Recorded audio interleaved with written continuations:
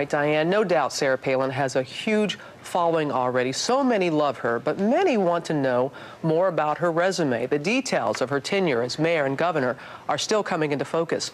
And this morning, we have new information on one battle she waged as mayor of Wasilla, a battle that brought her toe-to-toe with a local librarian over which books were appropriate and which were not, something her critics say crossed the line into censorship. Our chief investigative correspondent, Brian Ross, has the details. Good morning, Brian. Good morning, Robin. As the mayor of the town of Wasilla, Sarah Palin raised questions about removing books in the public library and then tried to fire the town librarian. She says the two were not connected. Sarah Palin was elected the mayor of Wasilla in 1996 with the strong backing of her church, the Wasilla Assembly of God. It wasn't just simply a matter of her using the religious right to get elected. She was one of them. Palin has since changed churches, but Assembly of God ministers are well known in Wasilla for taking strong positions on moral issues, including this recent sermon by the current pastor.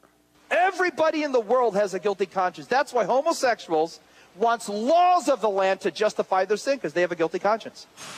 Around the time Palin became mayor, the church and other conservative Christians began to focus on certain books available in local stores and in the town library, including one called Go Ask Alice and another written by a local pastor, Howard Bess, called Pastor I Am Gay. This whole thing of controlling, information, censorship, yeah, that's a part of the scene. Not long after taking office, Palin raised the issue at a city council meeting of how books might be banned, according to news accounts and a local resident, a Democrat, who was there. Mayor Palin asked the librarian, what is your response if I asked you to remove some books from the collection of the Wasilla Public Library?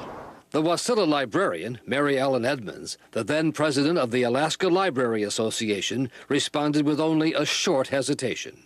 The librarian took a deep breath and said, the books in the collection were purchased in accordance with national standards and professional guidelines, and I would absolutely not allow you to remove any books from the collection.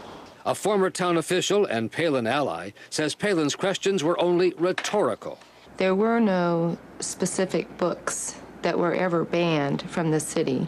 Mayor Palin did inquire of the librarian about the policy of removing books from the library.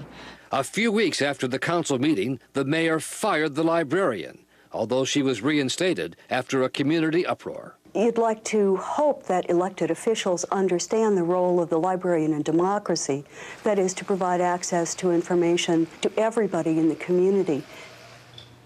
The Wasilla librarian, Mary Ellen Edmonds, left 2 years later, and according to friends, because it was just too hard working for Sarah Palin. In a conversation with me yesterday, the librarian said she could not recall Palin ever asking for specific book titles to be removed from the shelves, but she acknowledged her treatment by Palin had been very rough.